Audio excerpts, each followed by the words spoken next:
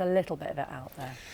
It's 20 past 8, almost 21 minutes past 8 now. Lots of pupils will be busy adjusting to the new school year and preparing for the challenges which inevitably lie ahead. Yes, and perhaps some will be considering getting additional support in the form of a tutor. But would you hire someone as young as 14 to help your child? According to one newspaper, some parents hoping to get their children through the 11+ exams are doing just that. And we're going to talk about this with Tim Morris, the president of the Tutors Association. Good morning. Morning. Good morning. There are all kinds of issues with this story. The whole principle, anyway, of tutoring your child to get through a grammar school exam. We're talking about a limited number of schools in a limited number of areas, a limited number of parents who can even access that because of funds. Put that to one side. Sure. We could do all that. Yeah. But the principle of 14-year-olds teaching kids, how do you feel about that?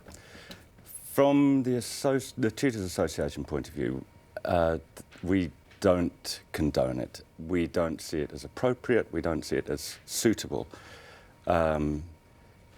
Tutoring as a profession requires certain skills which 14-year-olds definitely don't have. They may have the ability to do some peer-to-peer tutoring on the subject, but tutoring is about connecting with a student on a certain level, which digs into their personality, their learning style, and all of that type of thing. Isn't this part of the problem, though, that there's not really any regulation in the tutoring industry, and therefore anyone can call themselves a tutor? Absolutely correct. The Tutors Association was formed 6 years ago to address that exact problem. Two issues. One, that it's unregulated, and when the profession was consulted, they said, yes, please, can we have a professional association to represent us? So do you accredit people now? Is that the way?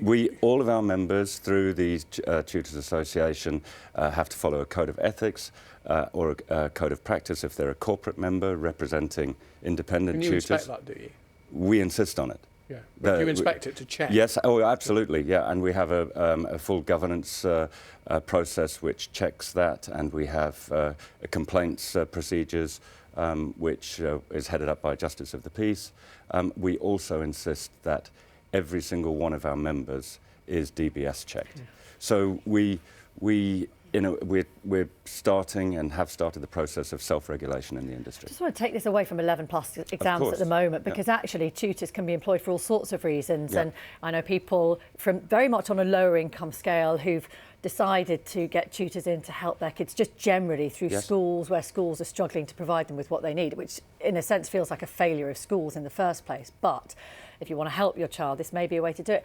I just wonder if there is, I can see an opportunity whereby a reluctant learner might be more willing to learn from someone just slightly older than them, who knows a bit about school, understands them a bit better. A 14-year-old might speak to a 10-year-old in their language more productively. Well, first of all, as I mentioned earlier, we expect, from an association's point of view, that every single tutor is DBS checked. Well, from a safety point of view. From a safety point of view. It's because tutoring is a one-to-one, very personal experience. It's really important that child and student safety is put at the heart of everything that's done.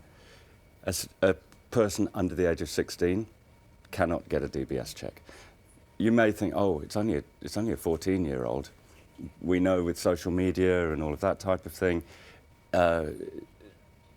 child safety is still at risk if people are not checked. And I mean, Rachel, we don't want to by any means decry teaching in schools, but of course not. No. Is that why most parents come to tutors? Because they feel that their child is not being helped enough wherever they are? So there are lots and lots and lots of reasons why tutoring exists and is thriving. Some of it is to do with the parents' and students' aspirations moving up continuously. Some of it is to do with school funding and insufficient facilities or support within schools.